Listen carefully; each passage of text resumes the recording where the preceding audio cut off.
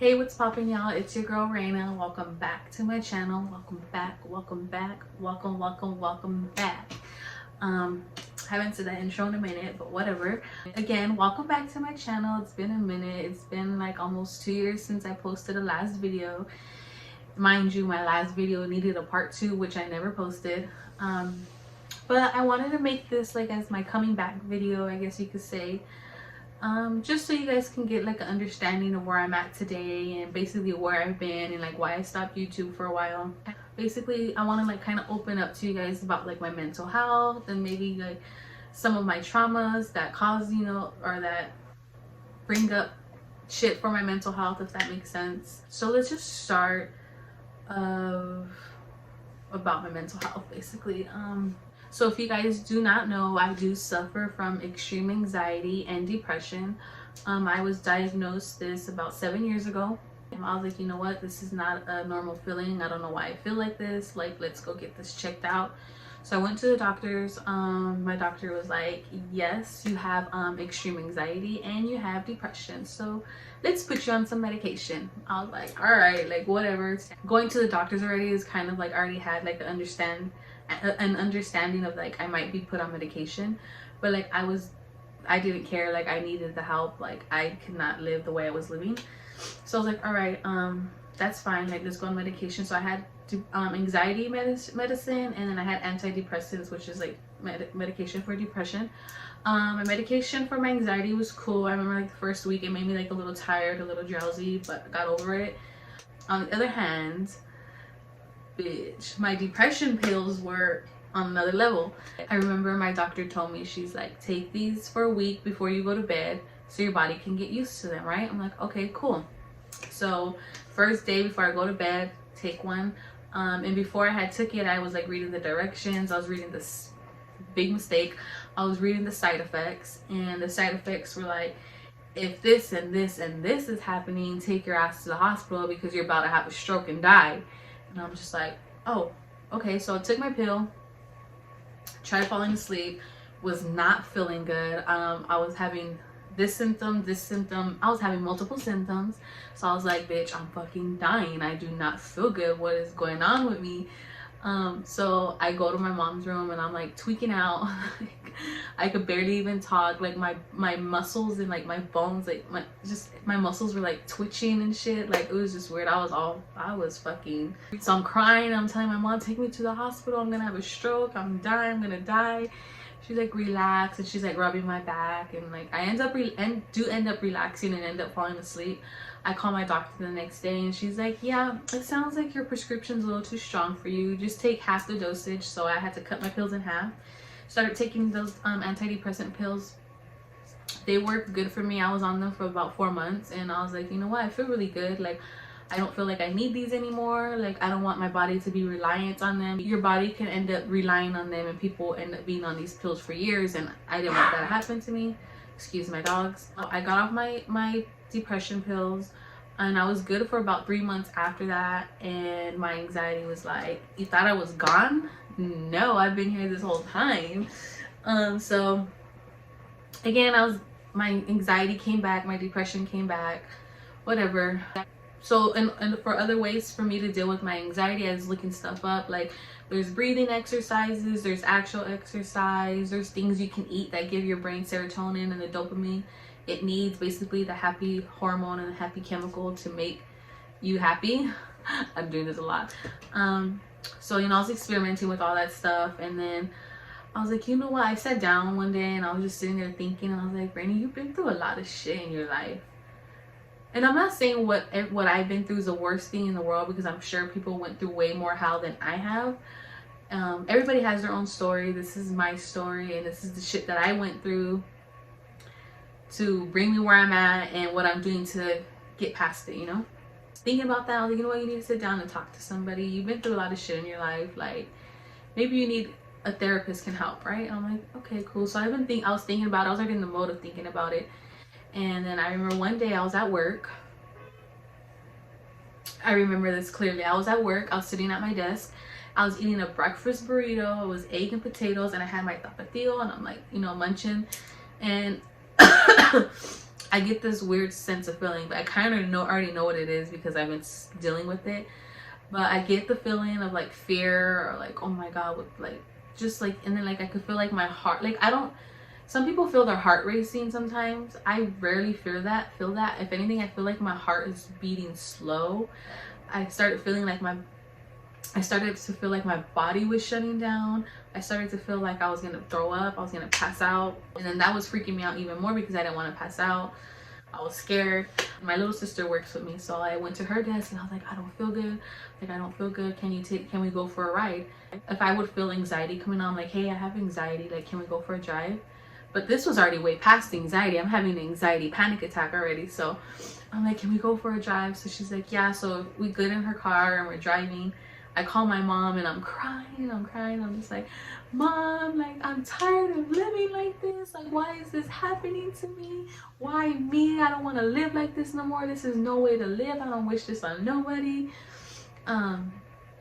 She's calming me down. I end up like hanging up with her. I calm down and I'm like right there on my phone. I start looking at psychologists, therapists and stuff. So I call a couple of them. Some of them call me back. I end up choosing one, of course. And honestly, it's the best decision I've made because I feel like since I started therapy about a year ago, my life's changed for the better. Going to therapy this past year actually helped me so much. Helped me realize a lot of shit that I needed to realize. Helped me realize my traumas and the root of my traumas, and helped me understand my anxiety and where it's coming from, my depression and where it's coming from. Also made me realize that I actually had anxiety since I was young. Like, I was diagnosed about 6-7 years ago, but I've had anxiety since I was young. I remember sometimes being young, I would be out like at a family event, or I'll just be at home, or we'll be out at the grocery store or something, and I would just get like this weird sensation, like this weird vibe or this weird feeling of like, I shouldn't be here, I don't belong here, or like this sense of fear. And it will be so weird because it'll come like at random times, and it'll come and it'll last a second and then it'll go away, and I'll just be like, what the fuck, that was weird. But now that I'm older and it doesn't last just a second anymore, it's like oncoming of anxiety. We got to the root of it. Therapy just helped me realize, like, you know, just how family can have influence on you, and just little things that you don't think bother you or it's gonna affect you, but it kind of does, whatever. And then she helped me realize some of my traumas that I've had from that, you know, triggers my anxiety. I'm gonna go ahead and let you guys know some of like my traumas. And then we'll probably like get into detail some of them. My first trauma, it's not like a big trauma, but it's like my first trauma, I guess you could say. 7th grade, I remember I went to a new school and there was 2 new girls. It was me and another new girl, and I heard like on 2 different occasions from 2 different people, they were like talking about the new girls or whatever, and they were like, the pretty new girl or the fat ugly new girl. Can you guys guess which one I was? Yeah, you got it right. Supposedly I was the new fat ugly girl, whatever. I was like, damn, people are so harsh. And then in 7th grade, I ended up kind of getting bullied. I got rocks thrown at me from 8th graders because I was in 7th grade, and then the 8th graders would like make fun and laugh at me and my friends, whatever. They're just being assholes. I moved schools the next year because I didn't like being there, and I promised myself like I'm not gonna let nobody fuck with me type shit. So I gave off that vibe like I'm not someone to fuck with. I basically just spoke my mind and let people know that like you can't play with me like that. Like, that's not cool. That's one of my little traumas. Another one of my traumas is when I was like about 18 in high school, or like the end of my high school year, my parents got a divorce. Not so much the act of the divorce or of them separating caused trauma for me. Is basically the aftermath of everything, like how do I say, like the aftermath of everything, us having to move houses, my dad's like finding out my dad's with somebody else, and then like understanding the dynamics of things had changed. Like, you know, like my parents are not together, so like it was just like a whole bunch of, you know, just the aftermath of everything. And then another another like life altering thing that happened to me. I believe I was like, again, like 18, 19 years old. My best friend at the time had passed away in a car accident. I was supposed to go with her to this spring break trip, but I didn't end up going because I wanted to go visit my boyfriend, whatever. So that was like my first like real heartbreak, like me realizing like shit like this happens in life and you would never expect to be so close to home though, but you're like, damn, this shit really does happen, you know? So that's another thing that happened to me. Another one of my things was I was in a relationship on and off for 10 years. And during this relationship, cheating went on, manipulation went on, the lying went on, the fighting went on, you know, stuff like that. So I was in it. I was in that relationship for on and off for 10 years. And during that relationship, you know, he was there for me when my parents got divorced. He was there for me when my best friend passed away.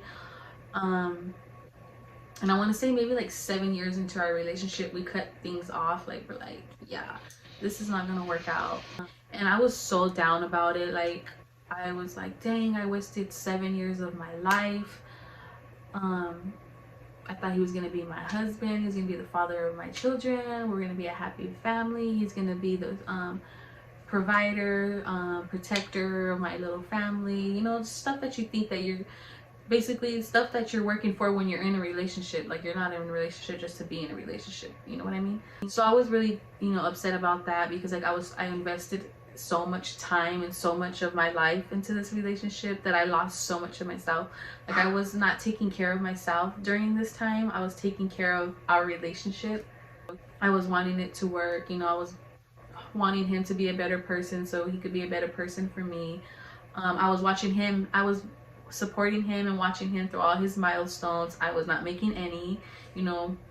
I remember when he got his license, when he got his car, when he went to college, when he went to university, when he started law school, like all this shit, and I'm just there, you know, like a dumbass. Anyways, so being in that relationship, I lost a lot of myself.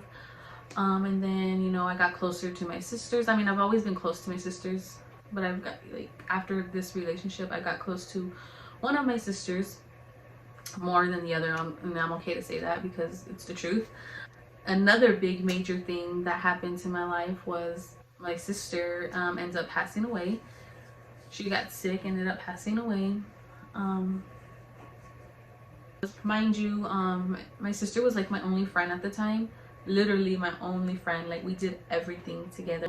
So she's like was my only best friend. Literally, we did everything together. We woke up together, we went to work together, we came home together, we slept together. We'll go cruising like at 2 in the morning together. We'll listen to music together. We did everything together. Sometimes I would even sleep with her. Like, we were always together, right? So she ends up getting sick. She ends up passing away. It was the worst thing that's ever happened to me, I could say.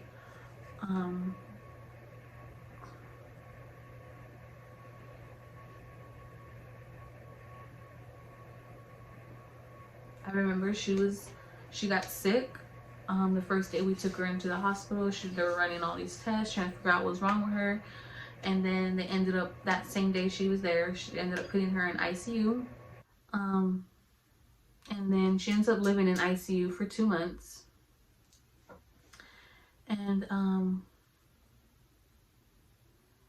those 2 months were like a roller coaster for my family. It was crazy. Like, she had up and down. She was good for a week, bad for a week, good for a week, bad for a week, you know, shit like that. She had multiple surgeries, multiple procedures done. So she ends up passing away. And I'm telling you guys, this is the worst thing anybody can go through. It's the worst. Well, for me, I felt like it was the worst thing. It was like the end of the world. I remember when she passed away, everybody was at the hospital. Everybody was there. The waiting room was full. The hallways were full. Like, it was just, everybody was there. And I remember like sitting into the waiting room, sitting on the floor in the hallways, going into her hospital room, or going into her room and staying in there for a couple hours and then leaving. It was just like, just a lot of shit going on. Because we knew what was coming, you know. I was in there with my mom. was my mom, my dad, me, my mom, and my dad. We were in there, and my mom's like, you know what? I'm like, they were telling her like, you need to step out a little bit. So my mom goes to use the restroom. So we're all out of there, and I don't remember who was in there. But I'm sitting down, and I remember my aunt comes up to my mom, and she was like, I don't want to cry because I've cried too many times already, but she told my mom that she had passed.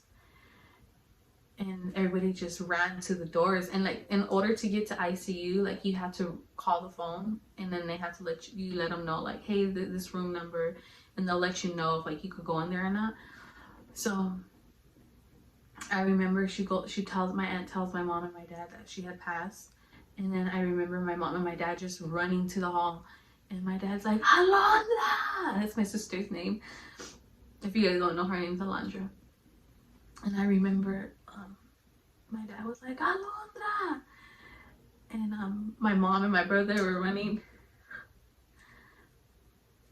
and they bump into each other, and my mom and my brother, and my brother's like, I'm sorry, Mom, I'm sorry. And then we were calling them to let us in, and my mom's like, why aren't they letting us in? And oh my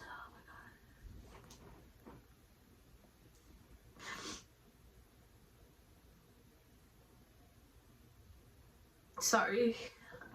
The doors open, and when the doors open, like her room is like right across, so you can see, and there's like a whole bunch of nurses in there, and when the door opened, they just all they all turned to us and just looked at us. Me and my mom, everybody walk in, and my sister was gone.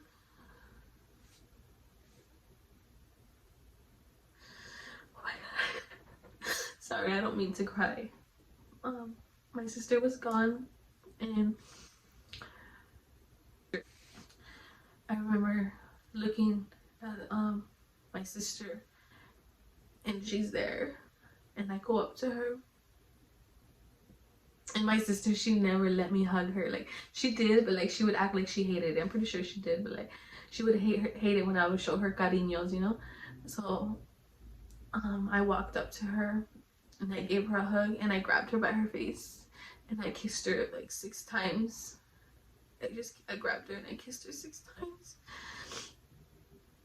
and I started crying because she wasn't able to be like, stop, bitch, or like, ew, get off me, don't do that, you know.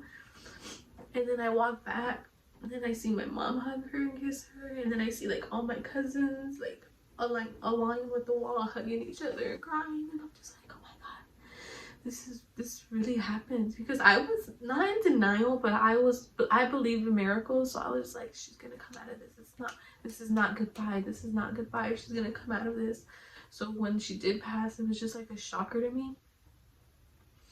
So I was just there, like just looking at everybody, and then like everybody was coming to me, giving me hugs, like, you're so strong, you're so strong, like you're being a strong big sister right now. Like the nurses and people were telling me that, so I'm just like, okay, I need to be strong. Like I'm coming off as strong, I need to be strong. So all of that happens.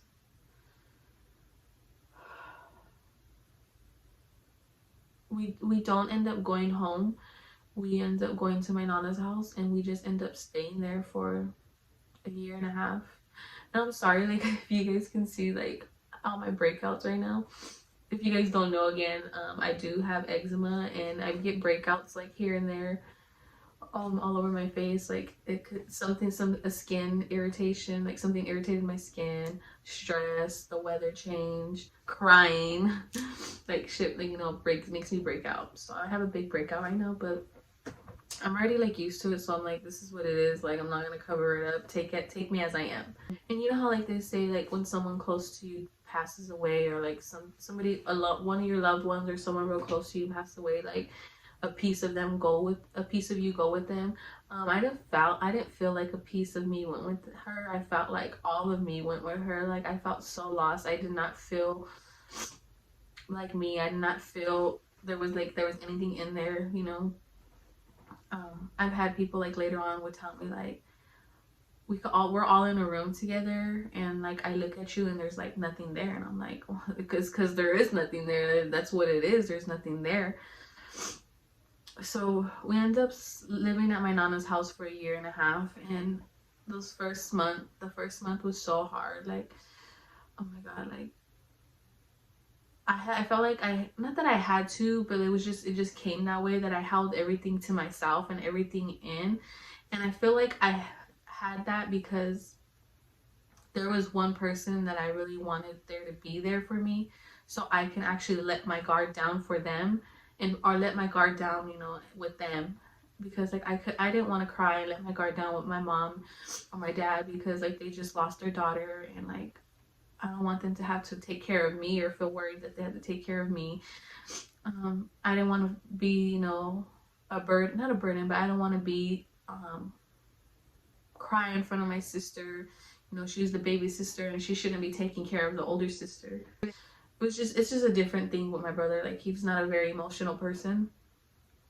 So, my mom and my dad, like, through all of that, you know, they rekindled their friendship. So they had each other for support. My sister had her boyfriend for support.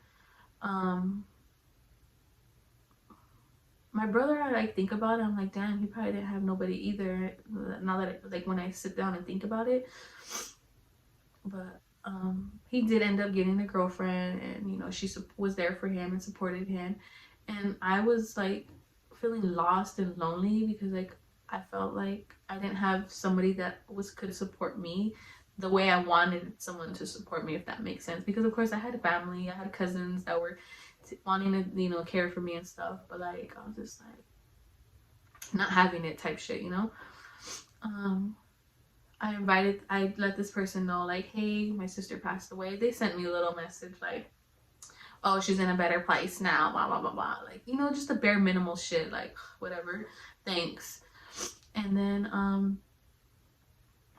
I invited this person to her funeral. I invited her to her viewing, and they didn't show up, and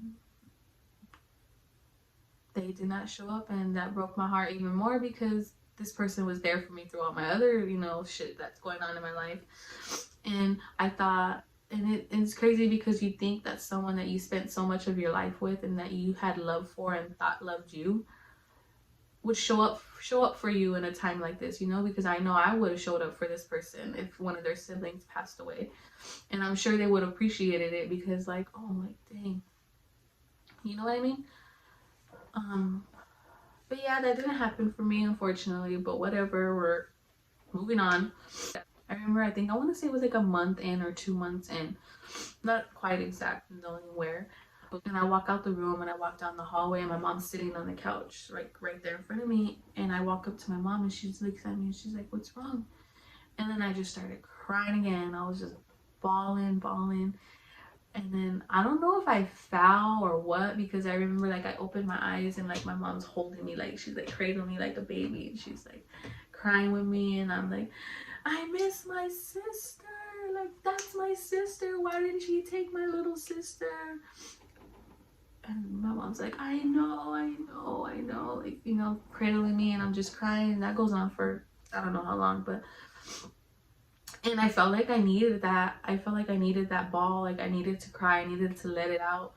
And I felt like my mom needed to see me cry like that, so she didn't have to worry about me, if that makes sense. Like, my mom needs to see me break down, so she doesn't have to worry about me holding it in for so long, or, you know, just it's just something that I was thinking, going through, you know. So that hit me really hard. My anxiety, depression was through the roof. I did not want to shower. I did not want to eat. I did not want to live. I did not want to do anything. It was horrible. Just the darkest time of my life. And then 10 months after that, one of my close cousins ended up passing away. And it's crazy because like our family, like everything was the same. Not the same, but like our family relived the whole thing of my sister passing away. But everything was just the same. Like, everybody was at my nana's house. Their viewings were at the same place. They're buried in the same cemetery. They're literally right next to each other. It was just like reliving everything all over again. So I go through my dark phases, like I go through a whole nother depression. I'm going through like my little dark phase, whatever, my anxiety, depression phase. And then, you know, I realized, you know what, bitch, you need to take care of yourself. This is not a way to live. You do not need to be going through this. So I would make the steps to like, get up, you know, like I literally was living this way for a whole year. I was living in a depression for I was literally living in a depression for a whole year.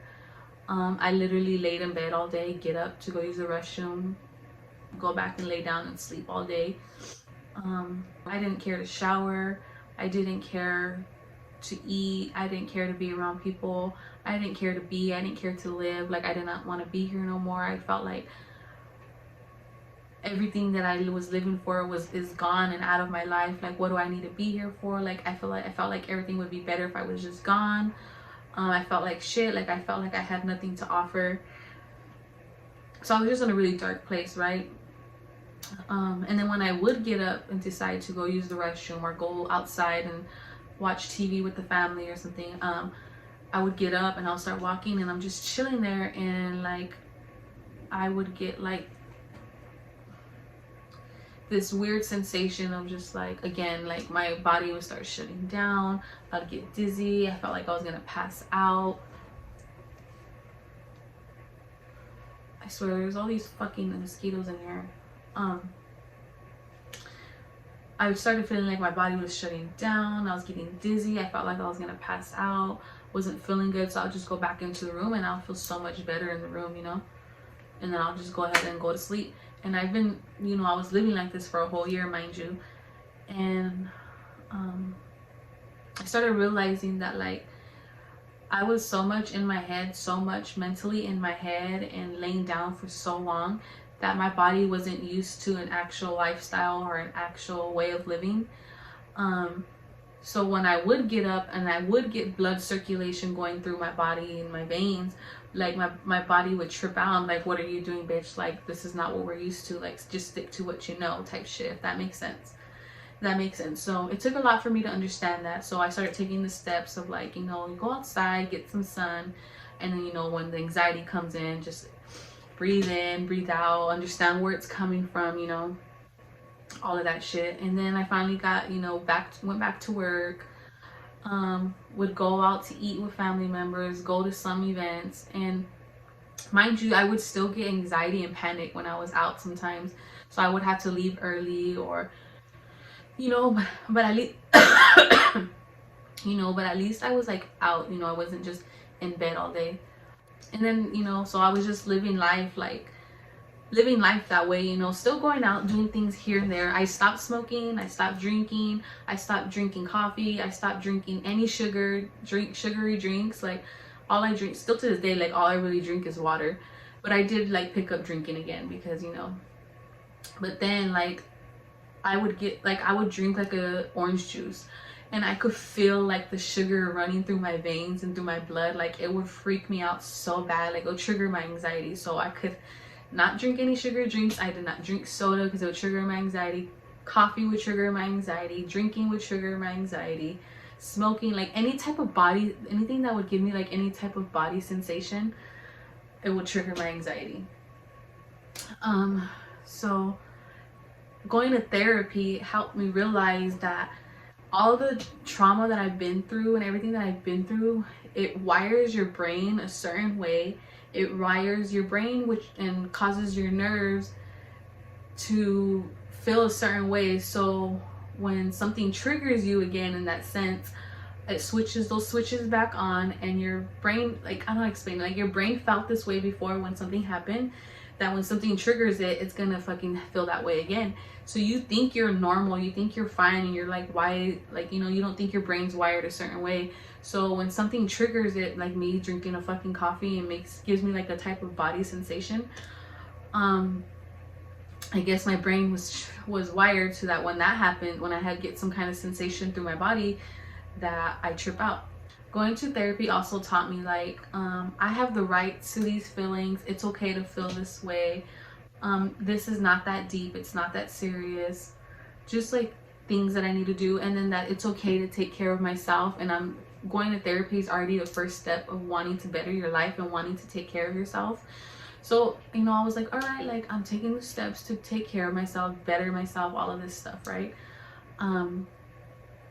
So I remember one time I was at a Queen Naija concert, and I remember I was talking to my therapist, and I was like telling her, like, I'm nervous about this concert because like there's gonna be a lot of people around there, and like I don't want to get too much of a sensation to where, you know, I get anxiety. She's like telling me it's gonna be okay, giving me advice and shit, whatever. So that week comes, I go to the concert, and she's performing a song. You know, she's performing, I'm enjoying myself, and then she performs a song. And before she performs the song, she was like, she's like, this is for all my ladies out there who've been physically abused, mentally abused, verbally abused, and emotionally abused. And then she goes on to say, she's like, emotional abuse and mental abuse is abuse. No matter what anybody tells you, it's abuse. So when she's saying this, right, I just start crying. And I'm an emotional ass person. I'm a sensitive ass person. So like I'm crying, and I'm like, bitch, are you really crying right now at this fucking concert? So whatever, I cry because I felt it, right? And then the next week I have my therapy session. She asked me like, how did the concert go? I was like, oh, it was good. You know, I don't want to tell her I cried. I wasn't there yet. So this therapy session, she starts asking me about like relationships, like have I been in some, or am I in one now, blah blah blah. And I was letting her know that I was in one for on and off for 10 years. The cheating happens, the lying happened, all of this, like whoop whoop whoop, you know, this happened, that happened. And he acts this way, and he still tells me this, and this day, like, because we were still kind of like in contact at that time.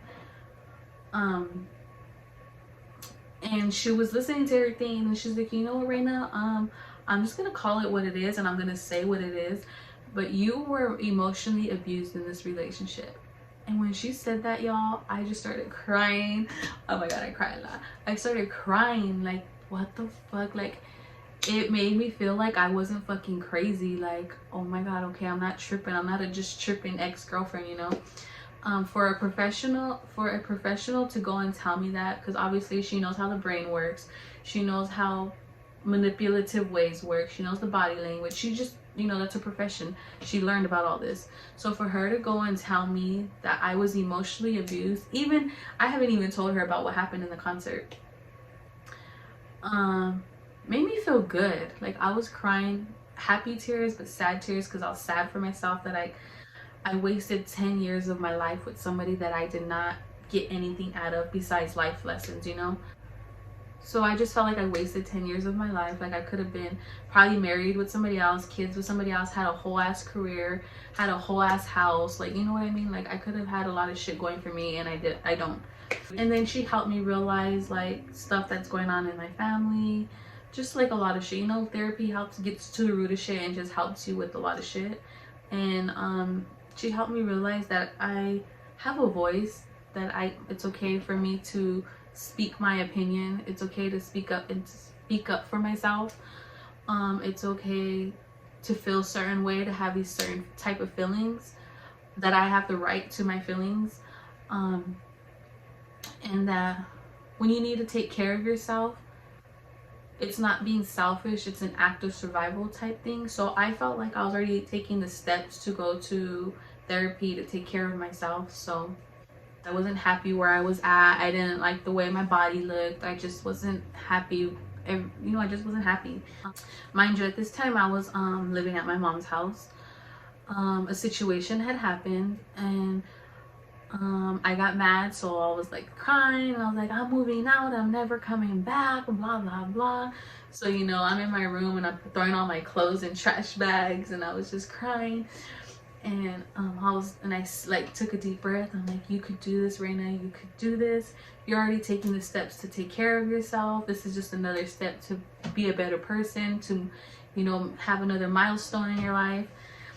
And then I sat down and I just started praying to God, and I was just like, please God, give me the strength, give me the guidance, just everything that I need to, you know, to take care of myself. It sucks that I had to get to where it got to for me to be where I'm at now. So I remember I called my aunt and I was like, such and such happened and this happened, and I'm crying, you know, I'm crying on the phone with her, and I was like, can I come stay with you? And I'm pretty sure she was probably thinking like, oh, I'm gonna stay the night or the weekend and I'll come back home, you know, like let everything cool down. And then I remember I told her on the phone, I was like, I promise I won't stay there for long. I just need to be there for a while, like to get my shit together. She's like, yeah, you can come over. So I went over and I gave myself a month to save money and to find my own place to move out, right?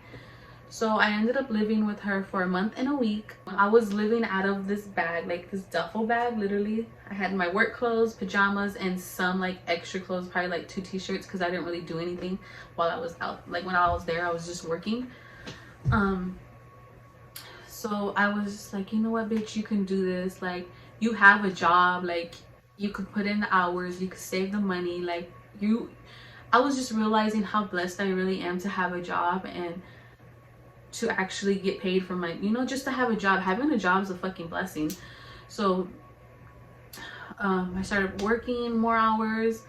I was getting tips at the time, so I literally saved all my money. I saved every single paycheck, all my tips.